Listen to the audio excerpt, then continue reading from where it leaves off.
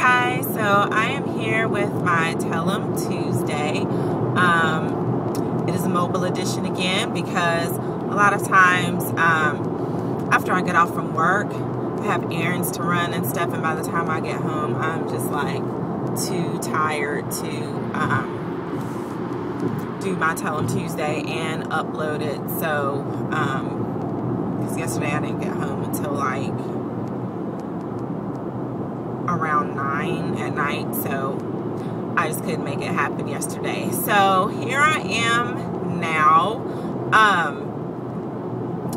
off topic. Well, not really off topic because it is a TV show, but like I have just started getting addicted by True Blood. Like I don't know if they've glamorized me or what, but I didn't start watching True Blood when it first started. I think I started around season 3 because I started watching it around the time when Bill got kidnapped, and I watched a few episodes, but I didn't really know the backstory because I kind of started watching it in the middle. So I started I watched the complete season 1, and then I'm on season 2 now, and like I had to force myself to shut down my computer last night because I was like eyes half open and watching True Blood online. So yeah, that show is really addictive, and especially now that I've watched it from the beginning, I'm like, okay, I've got to keep up with what's going on. So anyway, that's that. But I am mainly discussing today Basketball Wives LA and Real Housewives of Atlanta. Now,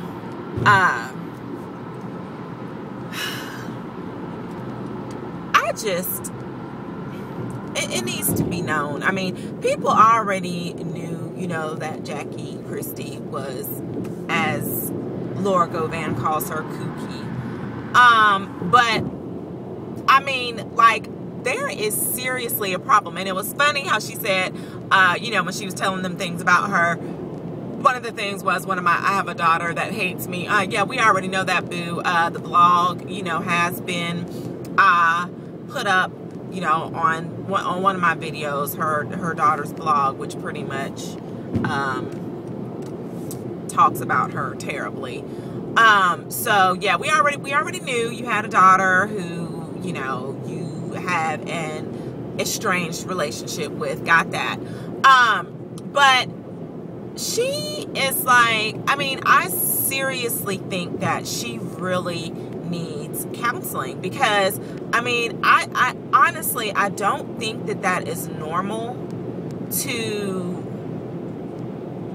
be so messy, and then once everyone finds out, you know, you're the culprit behind all of the gossip and things going back and forth between people, and now you want to instead of taking responsibility for what you did, now you want to, you know, call them all kind of bees and whatnot, when you were the one in the wrong. And, you know, I'm like, boo, you need to keep your mouth closed. You know, if you're somebody's true friend, then, you know, you're not going to be running back and forth, you know, going and telling this person one thing and telling somebody else something else, and then going, I mean, that is like so high school. Like, she's in her 40s, I believe.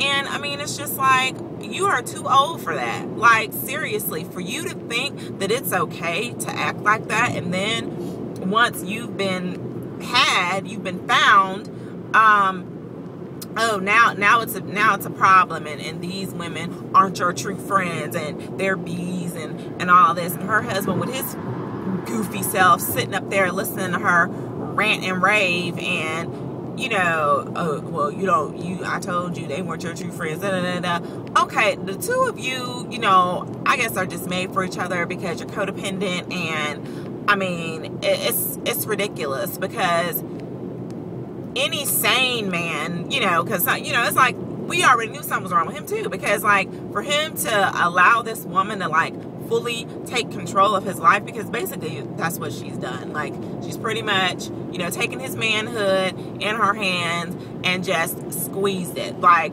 he has no manhood at all. She is running everything. Okay, this car next to me, she's sitting up there fluffing her hair and stuff and about to get cussed out.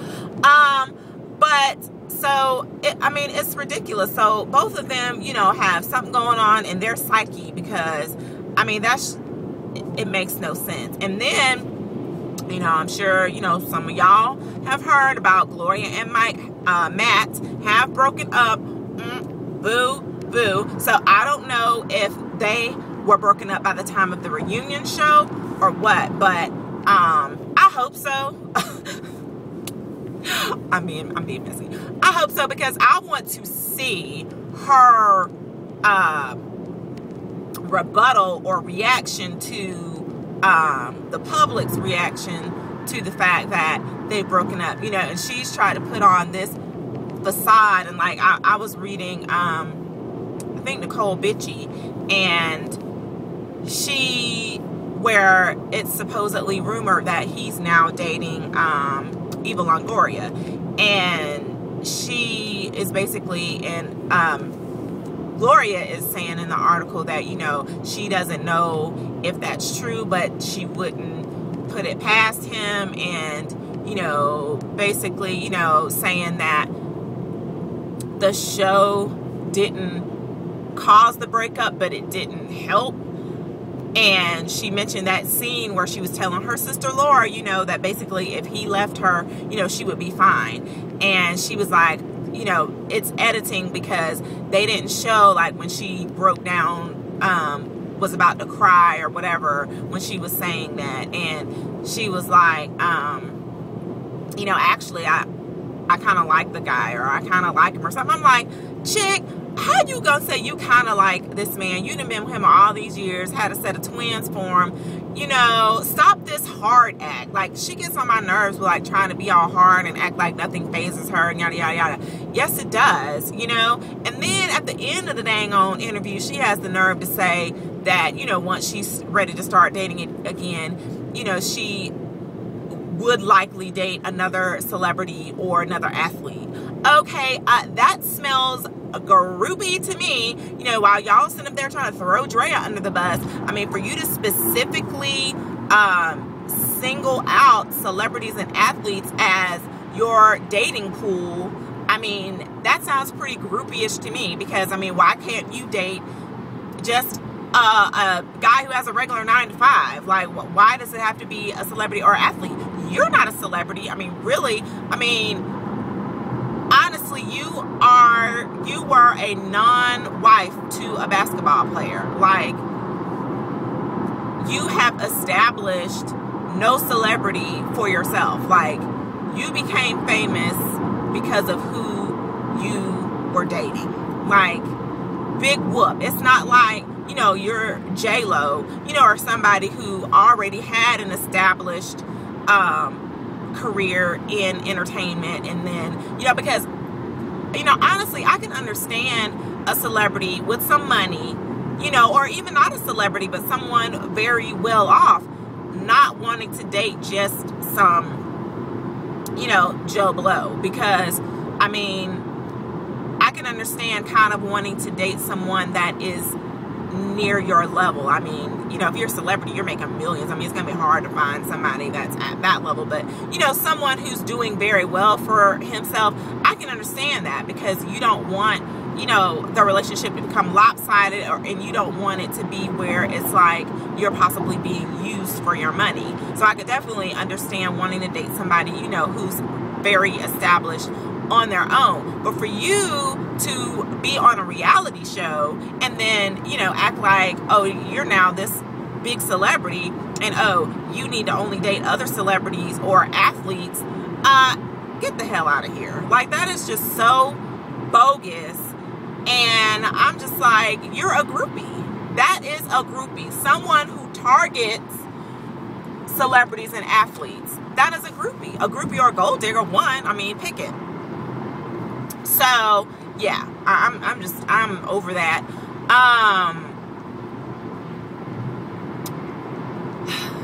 Real Housewives of Atlanta. Okay, Kandi, you know, we already knew she was coming out with her little toy line because, you know, they've been doing some appearances before the season aired on Wendy Williams and I think a couple other places, and she mentioned, you know, her little sex toy line. Okay, that's cute. Phaedra with the funeral home, you know, which I thought she did an awesome job at her great aunt's funeral. I think that would probably be something that is kind of her forte. So, you know, we'll see how that goes. And one thing that I really like about, I don't care, you know, people may say what they want to say about Sheree, but I really feel that with Sheree and Phaedra, like, they're not haters to me. Like, you know, when Kandi was, you know, they met Kandi, you know, in the store and kind of being supportive of her, starting her little line, and, you know, if that was Nene up in there, she would have been throwing shade left and right. She would have been complaining about stuff, you know, and Phaedra and Sheree were just really supportive and like, you know, I think you'll do great, you know, yada, yada, yada. And like, that's awesome to me. You know what I'm saying? To be able to, as black women, you know, have a relationship and it's not, you know, jealous hearted or, you know, nobody's hating. It's like people are being supportive of each other. And I really like that. And, you know, some people were kind of split on the Sheree and Nene argument. And I mean, I truly think that Nene was lying because I'm sorry, as the saying goes, a hit dog will holler. And now, if she was telling the truth, you know what I'm saying? If somebody's if you're telling the truth and someone is threatening to call someone else to dispute what you're saying, if you know in your heart that what you're saying is true, you're not going to have a problem with them making that phone call because you know that you're telling the truth. But for Nene to be like, you don't need to call Tyrone. You don't need to call Tyrone. And da-da-da-da. And then when Sheree gets on the phone with Tyrone, you know, getting all loud, pretty much talking so loud that Sheree couldn't even hear what he was saying, then calling her assistant, Diane, and as though Diane, you know, is with Nene 24/7. I mean, I'm sure they're together all the time, but Diane cannot vouch for who Nene has called. Like, whoever Nene has called on her personal time, that's her personal time. Like, the dispute was not, did Diane call Tyrone? It was you yourself called Tyrone. And, you know, Diane can't vouch for that. She don't know who Nene is calling all times of the day. So, I mean, that didn't even make sense for her to call Diane, talking about, weren't you the one who called? Yeah, Diane may have called, but that doesn't mean, you know, Nene didn't call on her own as well. So I'm like, the point of that was, there was no point, you know. And then for her to get up and get loud, and then, you know, both of them said things that were below the belt, you know, and Nene, you know, sitting up there talking about Sheree being foreclosed on and car getting repoed. Boo, you were all up and through the Atlanta news, you know, for your financial troubles with you and your husband and how y'all didn't own the house that you were in, which you didn't, and all this stuff. So I'm like, who are you to talk about somebody else's financial status? Now, yes, you did get put on the Donald Trump show, and you know, you got your little Trump checks, you know, and girl, if you pay $50,000 for that grill, you need a refund, because I'm sorry, them teeth do not look like they are $50,000 worth. I am so sorry. No. And, you know, and all this, I'm rich and da-da-da-da. Ma'am, people who are rich don't say they're rich. Have you ever seen Adrienne Maloof or Real Housewives of Beverly Hills say, I'm rich? No. And that woman got money. She probably wiped her butt with money. Okay? That woman is paid. Like, it is a like, she has money through the family line and then on her own, you know. So it's like, boo-boo, you can't even touch that, because you didn't come from that type of environment where it's like that old money, you know what I'm saying? And like, where you're truly wealthy. Like, there's a difference between being rich and being wealthy. And, you know, Nene